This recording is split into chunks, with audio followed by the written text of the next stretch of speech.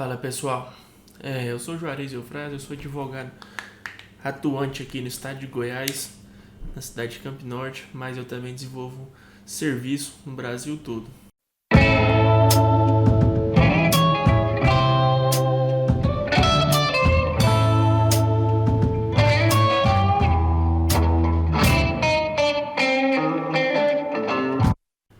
Hoje eu vim aqui relatar algo para vocês, algo muito chato que aconteceu e ultimamente eu tô topando com esse certo tipo de situação com muita frequência. Eu pensava que seria algum caso isolado, mas não. Para minha surpresa, é algo que ocorre com bastante frequência. O que é? São advogados despreparados. Você pode pensar comigo que são advogados novos, alguma coisa do gênero, mas não. O advogado em questão aqui, o OAB dele SP, está na casa 264.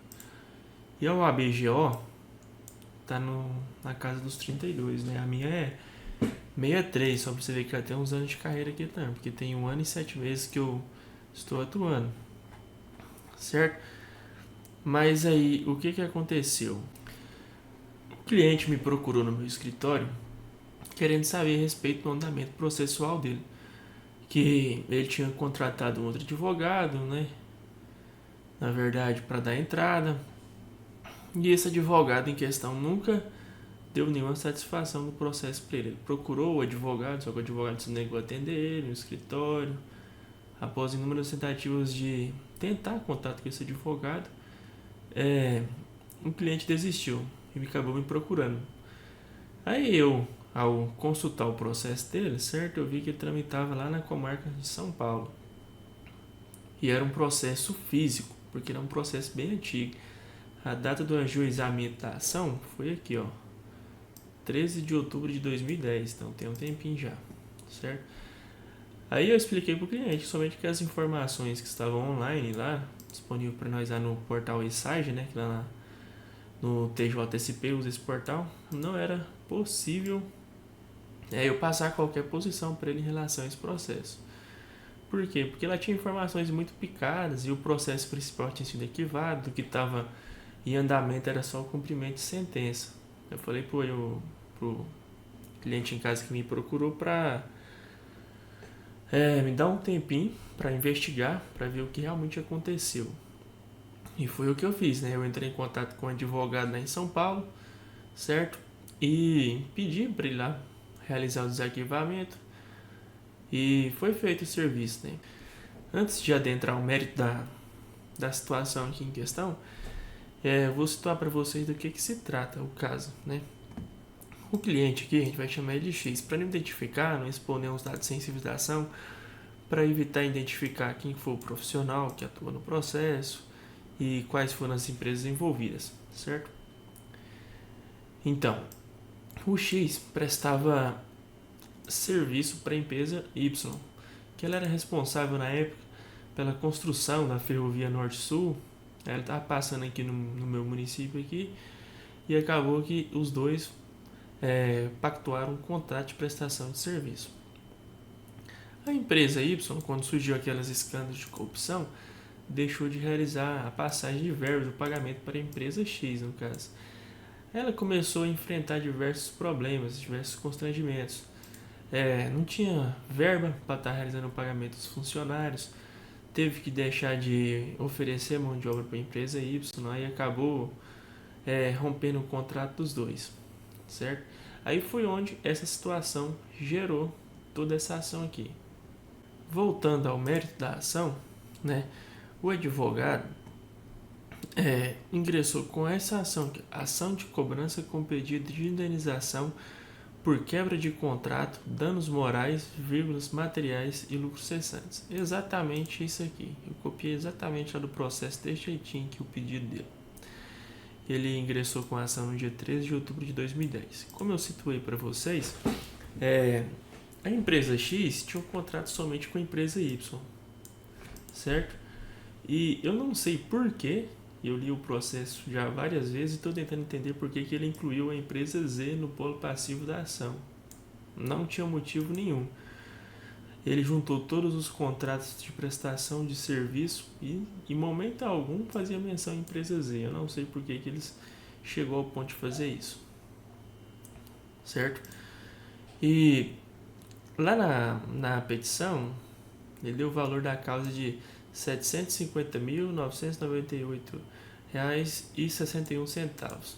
E aqui são os valores discriminados: 54.000 por serviços não pagos, R$ 100.000 por danos materiais, 54.000 a título de danos morais, 542.000 a título de lucros cessantes, totalizando esse aqui, que foi o que eu citei aqui em cima, aqui, ó, o valor da causa, certo? O advogado aqui, que nem eu falei, né, juntou aqui os documentos comprobatórios, procuração, né, e outros documentos. E isso aqui, ó, a folha que eu estou fazendo referência aqui, que vocês podem ver aqui, é referente à folha do processo em PDF que eu baixei aqui, certo? Que foi disponibilizado para mim lá no portal. Agora você deve estar me perguntando, mas poxa, doutor, o que tem de errado nisso aqui até agora? Tirando a parte lá da empresa Z no polo passivo. Até agora nada, tá normal, né? No primeiro despacho oficial do processo, o juiz requisitou a emenda inicial para poder estar comprovando a justiça gratuita, certo? E deixa eu ver aqui, foi na folha 106 aqui, ele, né, fez um pedido de reconsideração à justiça gratuita e juntou alguns documentos realmente com teor de comprovar que a parte em questão fazia jus à hipossuficiência, né, e à justiça gratuita. E o juiz, sem apreciar o pedido anterior, já despachou aqui esse pedido, mandado de citação para as partes requeridas. E eu achei incrivelmente rápido, expediu no dia 15 de dezembro de 2010 e no dia 16 já retornou positivo, certo? A empresa Z, aquela totalmente estranha ao negócio, né, fez a sua contestação e alegou isso mesmo, que ela é uma pessoa estranha à lide, porque em momento nenhum ela firmou contrato de licitação ou de prestação de serviço com o nosso cliente, a empresa X.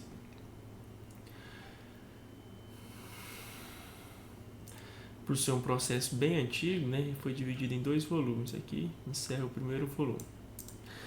E no dia 27 de janeiro de 2011, a empresa Y, a empresa que realmente fazia parte do negócio jurídico em questão, apresentou, né, a sua contestação. Na contestação já alegou que a empresa já estava com dificuldade financeira, já apenas com 4 meses de contrato, né? Alegou que a empresa X estava nessa questão de dificuldade financeira por má gestão, né? E também alegou que a autora deixou de apresentar documentos para que Y realizasse o pagamento dela. Eu volto novamente na questão aqui da má gestão, tanto financeira como administrativa da empresa. E alegou que todo o ocorrido foi por culpa da autora, né? Certo? Pediu a inépcia da inicial, ou seja, trouxe argumentos bons, mas argumentos que davam para ser refutado na impugnação. Mas aí, né, eu vou te falar, além dos argumentos bons, eu também trouxe muitos documentos comprobatórios, muitos mesmo, para você ter noção. Da folha 257 a 397 foi tudo documento da empresa Y comprobatório, trouxe um acervo probatório muito forte, certo? E agora vem outra questão muito interessante que eu quero falar aqui para vocês. O bacana do advogado aqui, da parte autora no caso, né, após a empresa Y apresentar sua contestação, ele veio aqui e revogou poderes que ele tinha outorgado a outro advogado para atuar em conjunto com ele no processo, certo? Grave isso aqui, ó. Essa aqui foi a última vez que ele apareceu no processo, certo? Isso aqui é irrelevante porque a empresa Z pedindo a habilitação do novo procurador dele, certo? Aí após o bacana do advogado da parte autora apresentar essa revogação aqui, o juiz, né, intimou ele para poder realizar, né, a impugnação e contestação. Entretanto, né, ele não realizou, deixou o prazo da réplica transcorrer em branco. E o que isso vai ocasionar para o cliente em questão? No caso, né, como a empresa Y trouxe documentos, trouxe argumentos aos autos, argumentos fortes, hábeis a comprovar, né, isso pode realmente influenciar a decisão do juiz, como foi o caso que aconteceu aqui. Mas o advogado, ao tomar conhecimento dos documentos encostados nos autos, que nem ele aqui, ele foi devidamente intimado e deixou transcorrer o prazo aqui em branco e não fez nada, né? O que o advogado deveria ter feito? Ele deveria ter entrado em contato com o cliente dele, no caso a empresa X, né, para esclarecer esses novos fatos trazidos ao autos do processo, mas ele não fez, ele fez simplesmente abandonou o processo, certo? Em uma conversa com o cliente dele, certamente ele conseguiria novos documentos, novos fatos para rebater tudo que apresentou aqui, porque realmente a história aconteceu dessa forma. Quem aqui do município tem conhecimento disso? Como eu disse, né, como o advogado não fez a impugnação no prazo, né, o juiz já mandou a sentença aqui no processo aqui. A sentença desse processo saiu no dia 31 de março de 2015. E, para infelicidade do nosso cliente em questão aqui, a partir desse dia, ele se tornou devedor das partes de redação, certo? Que o dispositivo de sentença em relação à empresa Z julgou o processo extinto, porque realmente ela não tinha nada a ver. E em relação ao processo Y, julgou improcedente o pedido. Mas aqui que está o problema todo para o cliente. Condenou a parte autora ao pagamento das custas processuais e ao pagamento dos honorários submenciais no percentual de 10% a cada uma das partes. Sobre o valor da causa ainda, né? E os advogados já não perderam tempo, juntaram aqui os honorários para poder executar. Não quer dizer o valor, né? E na folha 430, quer dizer, né? O processo transitou em julgado em dia 26 de junho de 2015. Foi o dia que eles juntou a certidão de trânsito em julgado. Já na folha 431, os réus, né, agora são credores, eles foram intimados para dar continuidade ao feito. E eles fizeram isso. Na folha 434 a 437 foi feito o pedido, né, do pagamento dos honorários advocatícios de sucumbência, que dava o valor de 116 mil e esses quebrados aí, certo? E o juiz recebeu a ação de execução de honorários aqui, né, e expediu a intimação em favor do devedor, né, na pessoa do seu advogado, hein? Aqui, ó, é importante ressaltar isso aqui, ó, na pessoa do seu advogado. O advogado foi citado, mas qual era o teor dessa intimação? Para ele pagar, né, ou justificar a impossibilidade de pagar em 15 dias, sob pena de multa de 10%, né? O advogado recebeu essa intimação, ficou calado, não informou ao cliente e não fez nada para defender no processo aqui, certo? Após isso teve o cadastro da execução. Aí aqui é importante, na folha 441, transcorreu o prazo para o pagamento do processo, dos honorários no processo, sem qualquer manifestação ou pagamento, certo?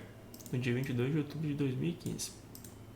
Aí os exequentes foram intimados para dar prosseguimento ao feito e eles pediram bloqueio em conta no valor de R$124 mil.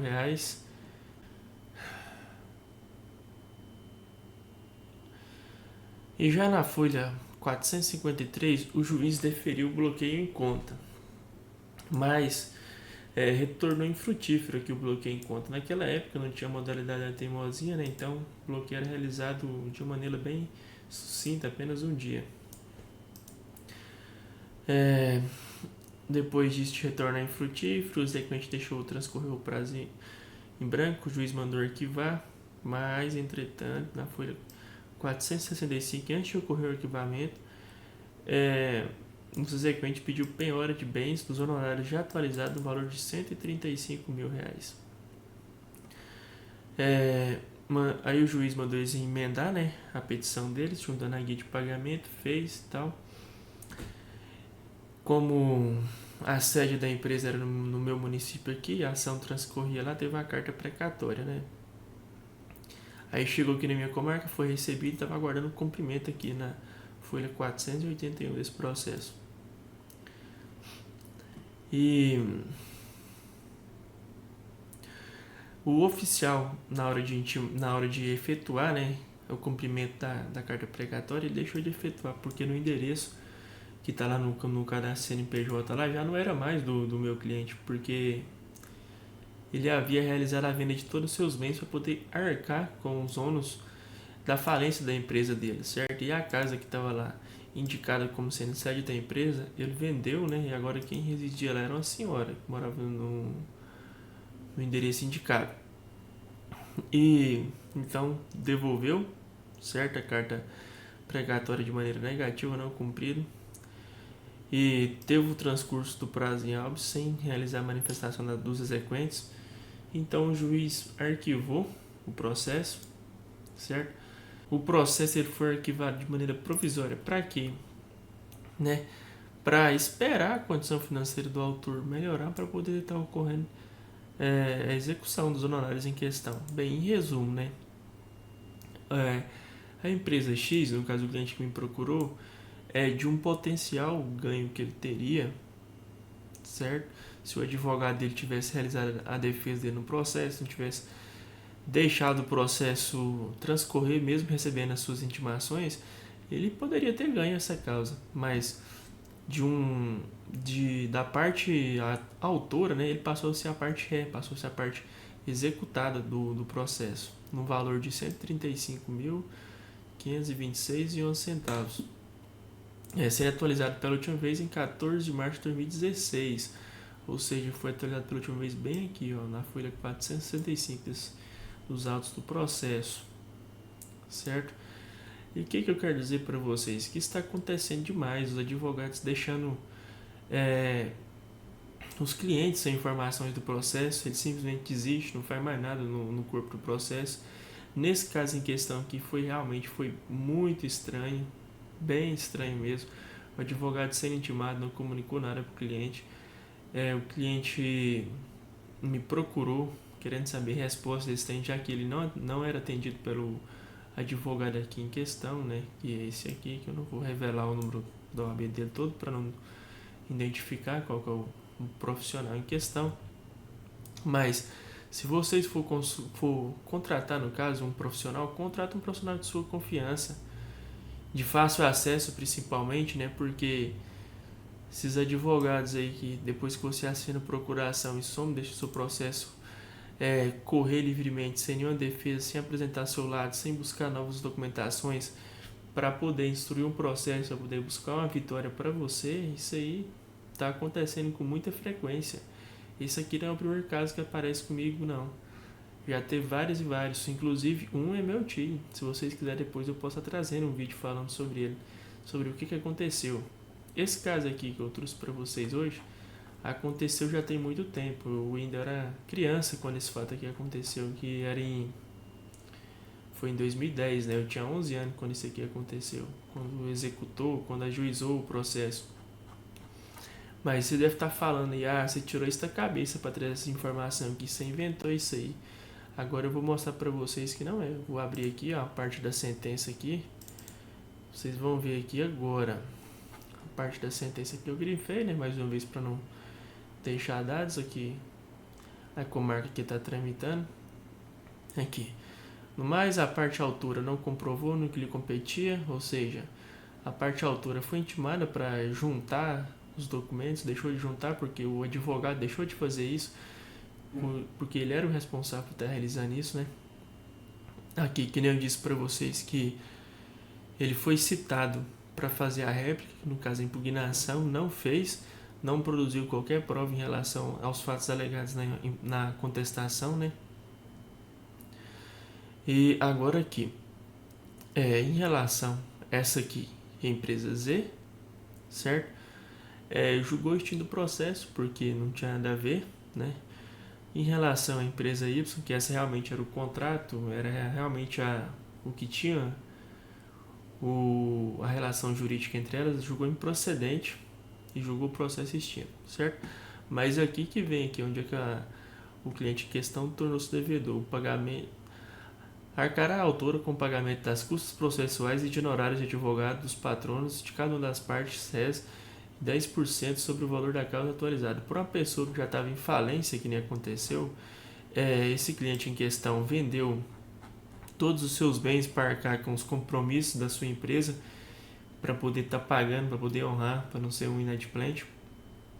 Ele ficou sem nada. Para uma pessoa que fica sem nada ser condenada a isso aqui, né?